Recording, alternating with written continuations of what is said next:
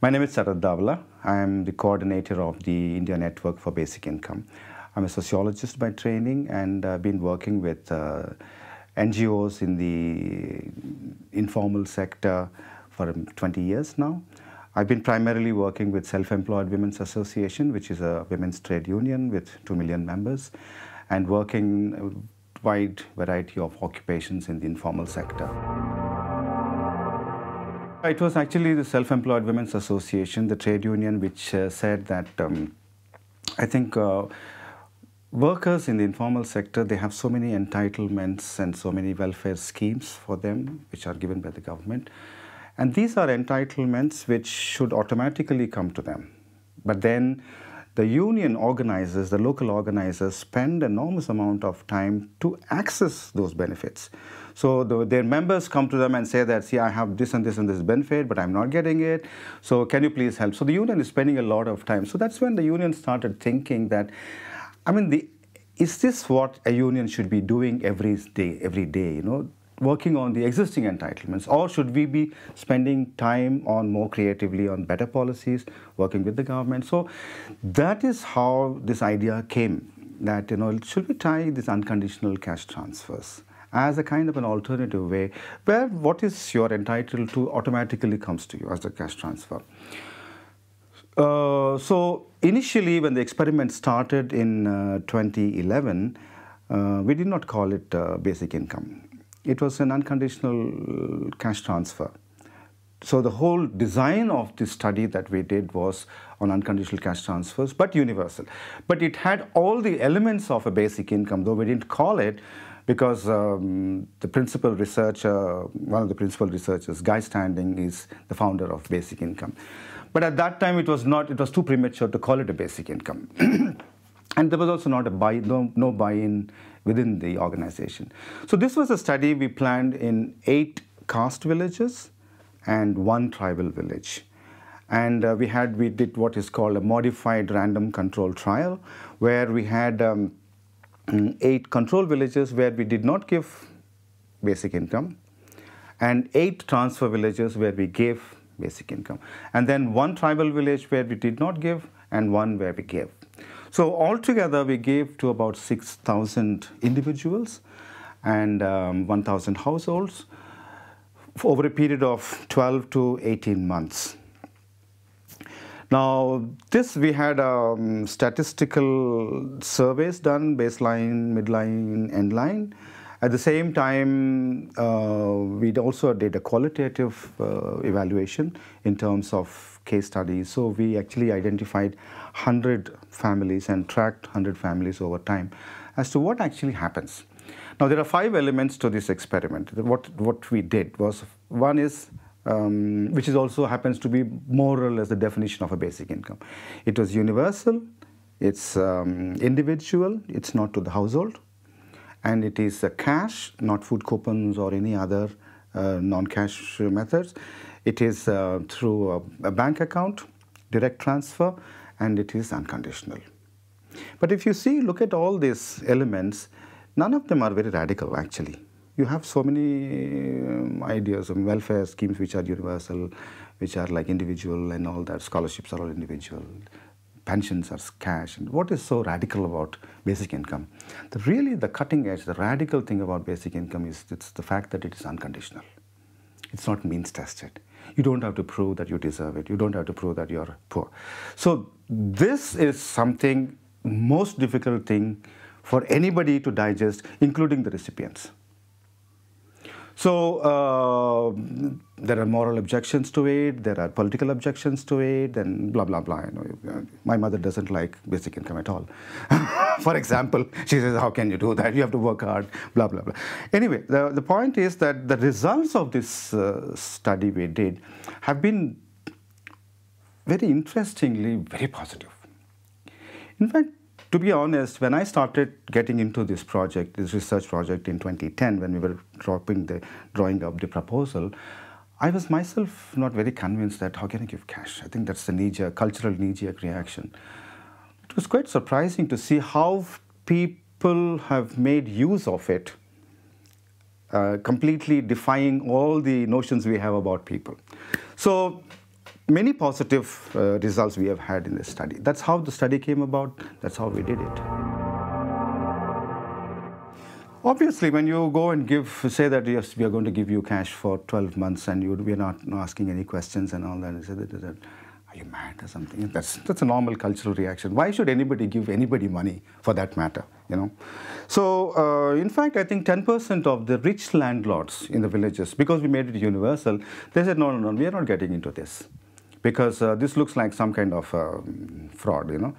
You will take my signature on this as a consent to receive this thing, and after that you will use that signature to take away my land. So they withdrew from the project. So 10%, maybe 8% of. But then within a month after we rolled out the program, because we had the support of the government and we were talking to the government constantly, we rolled out the program. The women of all these households came forward because they saw a lot of things happening in the village. Like women's groups are sitting and discussing, and some skill trainings are going on. The union is doing all the work. And then bank accounts were being opened to women. And most of these women in the rich households, they didn't have their own bank accounts. So they came forward and said that, no, we also want to come and join this program. No, but your husbands and your families don't want you to. No, we want to come. So the husbands allowed them. They said that, okay, go and join. And within 3 months, all the men also came and said that we'll also be part of this. That's how. That's the normal reaction of the people. So, but then when the study completed, I think it was a very good idea to make it universal, because it is not like any program of the poor for the poor people. It was like you create a sense of consensus and solidarity among the entire village. So villagers, village citizens as an identity also comes to the fore. It's not just... So that was the reaction of the people, and obviously I think the poorest of the poor really said that this is kind of, in the Indian language, like this is God sent.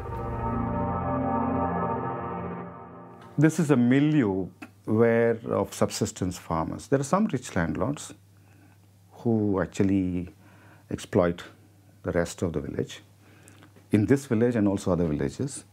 That is the kind of an economy. And most of the people, majority of the people are like subsistence farmers. Part of them will be wage laborers, 100% wage laborers, but then bulk of them are like small farmers. They have a small patch of land, maybe half an acre or 1 acre, and then they also are wage laborers. So those people, that's what we say in our study, that basic income, when we gave to them for 18 months, it benefited the most marginalized sections of the society. For example, the poorest, the women, the disabled people, and people who are mentally ill, so those people benefited the most. Like, for example, the nutrition, we also did a very systematic study of nutrition. Nutrition of the girls, actually, those whatever curves they do, I'm not an economist, I can't explain that to you, but then remarkable improvement in their nutrition. So that was, the people really liked this, and I think people made use of it. That's the most important thing. So when you inject cash into an economy like that, which is at the subsistence level, the emancipatory value is so great, far greater than the monetary value. It was a small amount of money, but then when you add up, it's like one of our friends was saying that individual data is almost useless, but then you make it data of 1 crore people, I think you have a leg of wealth. So when you give one person, the whole family pools the money over a period of 3 months, it's a lot of money for them. It made a big impact on the choices they made. I think in many countries, many groups are working, whether they have done a pilot or not, nonetheless, they're all working on this idea. I think when we did the study and took the study to the government, I think there was not much excitement. They didn't jump up and say that, yeah, this is a great idea.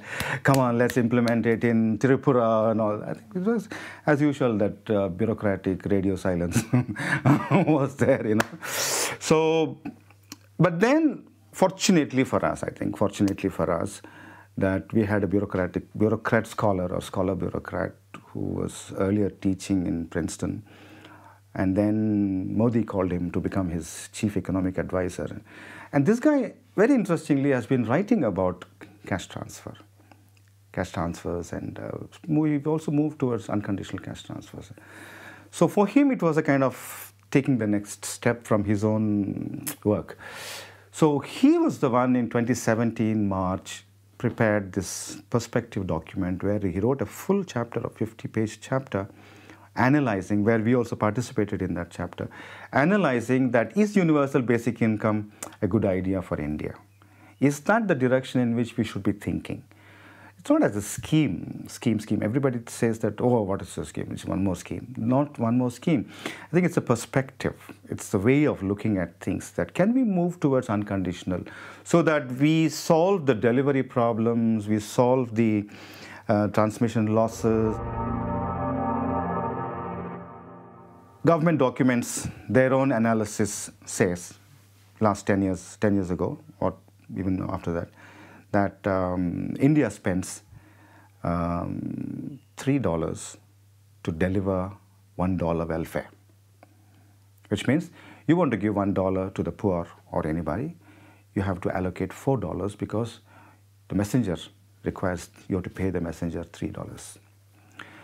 So the transmission losses of that $1 are something like 30 to 40%, which means what the last mile, the man standing in the last mile will get is like 60 paise out of the 4 rupees that has been allocated.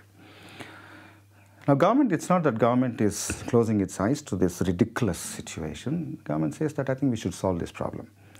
Now the government, so we have the biggest program we have is the public distribution system, which is the food security program. We spend $36 billion every year. It is a program which provides grains, delivers grains to the people, subsidized grains, wheat and rice and other things that are included.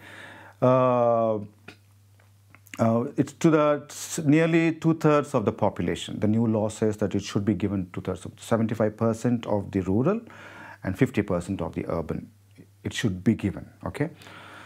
More or less, that's also the kind of poverty, people who are under poverty. So this program, government documents themselves say that there are 42% leakages, which means government procures X tons of, millions of tons from the farmers, it stores in its own godowns, and it delivers to the population. It's an enterprise government itself does.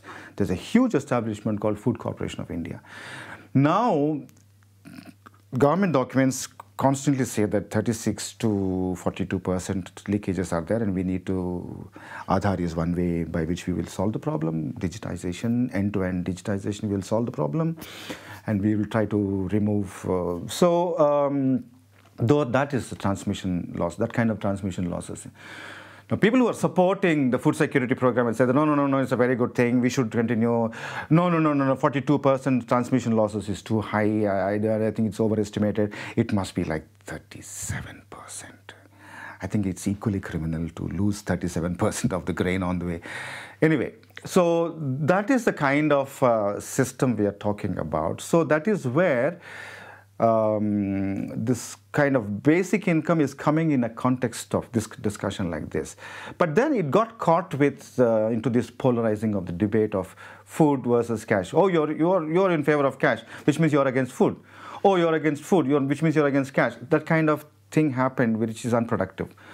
So, well, that is the issue. In 2018, when the budget came in March, we were expecting that government will take the next step, at least for one important section of the working population, that is the farmers. I think we have 70% of people still living in rural areas. 50% of our workforce is farmers, I mean the farm sector. So there is indeed a huge crisis in the sector itself.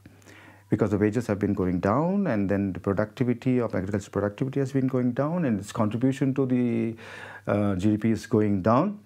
And people are finding it very difficult to sustain themselves and their livelihoods as small farmers and small and marginal farmers.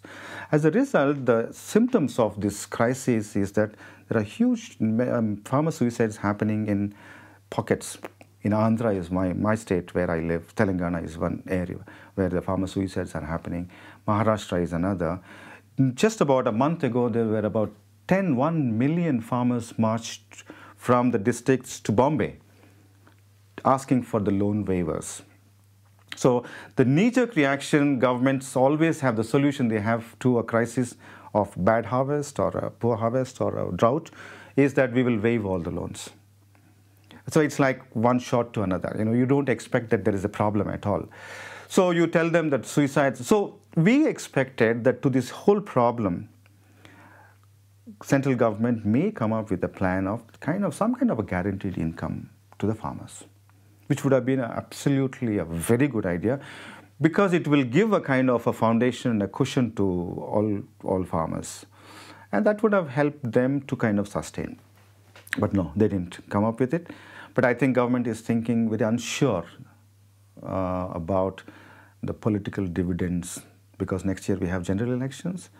And what would this idea, what would it yield us, Is it better to concentrate on other things than on this kind of a policy?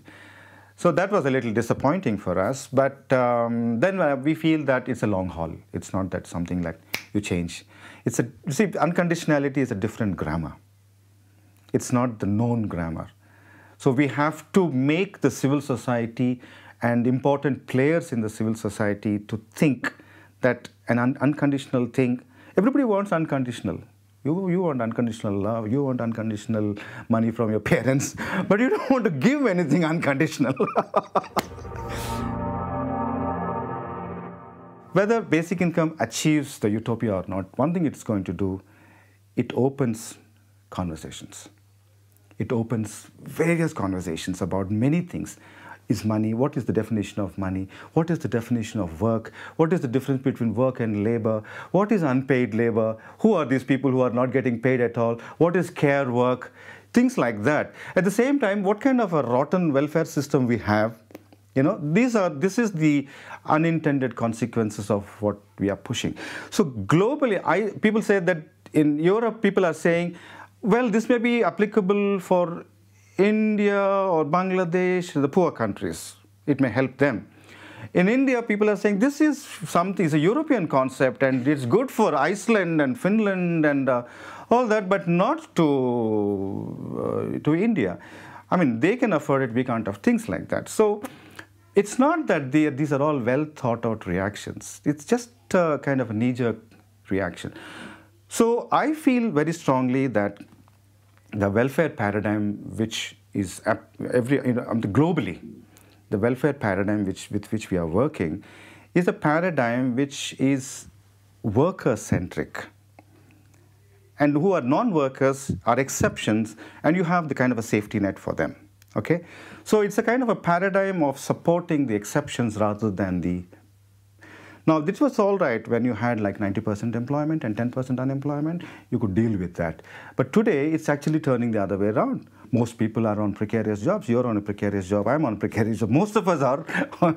We don't have a full-time contract. We don't have long-term contracts. I'm not going to have a pension like my mother had.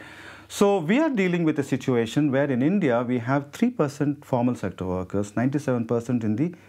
So what are we talking about? So we need to shift to the citizen-centric, or citizen would mean, again, immigrants will be excluded. No, I'm not saying that.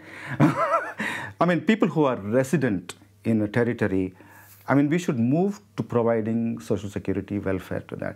So I think this kind of a crisis of the welfare regimes is applicable as much to England, as much to Iceland, as much to India and Bangladesh. I think it's a global issue.